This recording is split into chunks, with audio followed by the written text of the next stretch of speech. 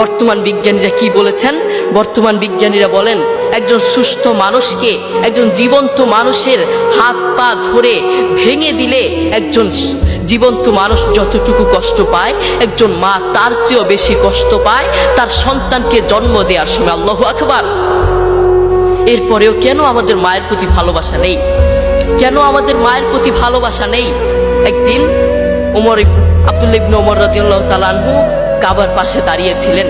তিনি দেখলেন একজন যুবক তার মাকে কাঁধে করে করে তাওয়াফ করাচ্ছে। আব্দুল্লাহ ইবনে ওমর রাদিয়াল্লাহু তাআলা আনহু তার দিকে তাকিয়ে থাকলেন।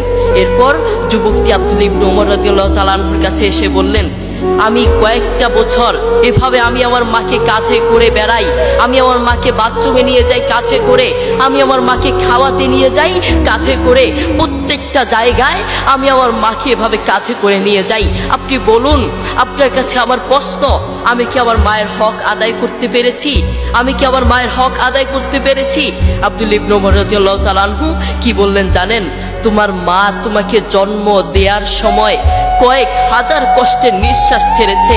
তুমি যদি সেই কয়েক হাজার কষ্টের নিঃশ্বাস থেকে একটি কষ্টের নিঃশ্বাসের হক আদায় করার জন্য কিয়ামত পর্যন্ত তোমার মাকে এভাবে কাঁধে করে বয়ে বেড়াও, কিয়ামত পর্যন্ত একটা কষ্টের নিঃশ্বাসের হক আদায় করতে পারবে না। আল্লাহু আকবার।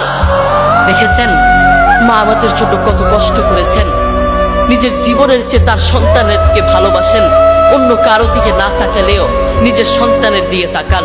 তবুও বহু কুলাঙ্গার সন্তান তার মাকে ঘর থেকে বের করে দেয়। বহু কুলাঙ্গার সন্তান তার মায়ের উপর আঘাত করে থাকে।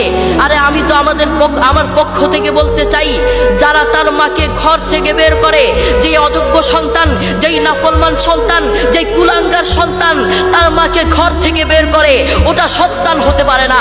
আসমানের নিচে জমিনের উপরে ওই সন্তানের মতো নাফরমান আর কে হতে পারে?